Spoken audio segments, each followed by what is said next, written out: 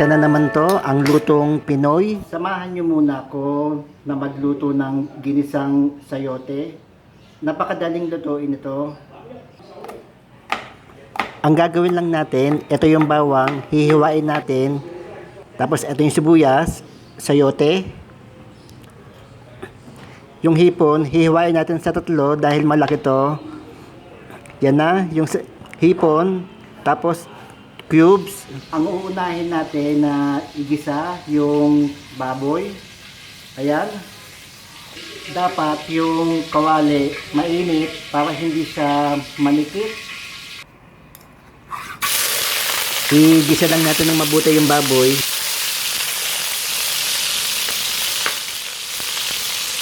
Yung baboy, aantayin lang natin mag golden brown. Yun ang luto niya.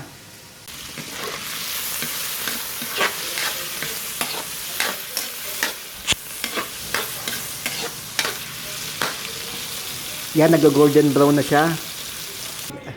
Ayan na, yung baboy, golden brown na. Kaya, pwede na nating set aside para yung bawang magisa natin.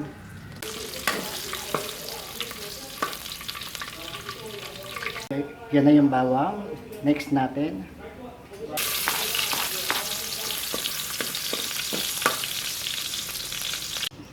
Yung bawang, aantayin lang natin mag kulay brown.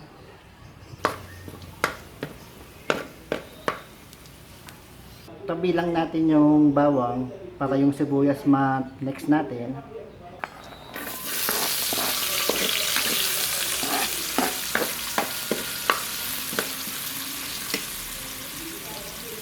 And after, ito namang hipon, next natin igisa para mawala yung lansa.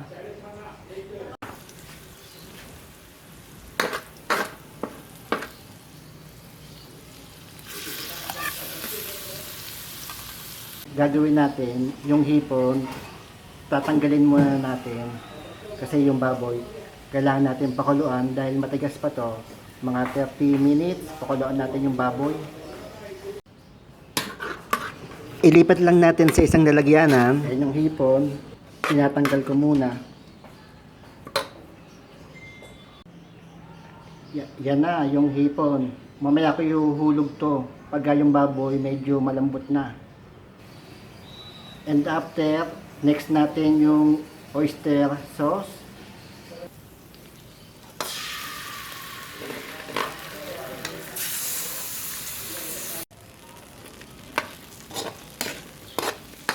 Mix lang natin to para medyo malasa siya. Next natin yung cubes. Ayan yung cubes.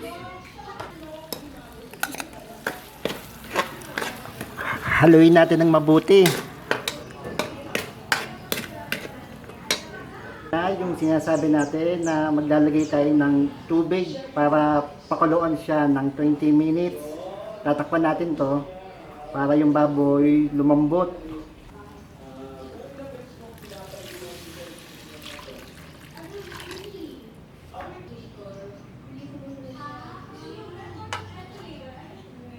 After 20 minutes, buksan natin yung takip. Tingnan natin yung baboy kung malambot na. Tutusukin natin.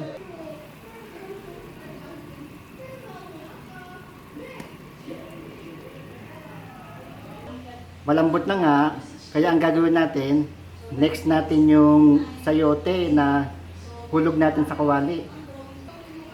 Yan yung baboy, malambot na yan, kaya ito na yung sayote, next natin na hulog. Ayusin lang natin sa pagkakalubog para medyo maganda yung pagkakalambot niya. Ito yung takip, tatakpan natin para maganda yung pagkakalambot niya. Pero hinay-hinay lang dahil ang sayote mabilis lang lumambot.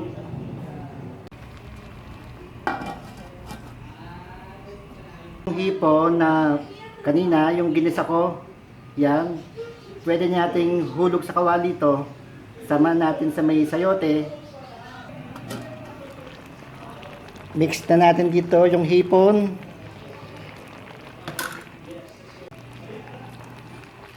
Haluin lang natin Yan na ang ating ginisang sayote.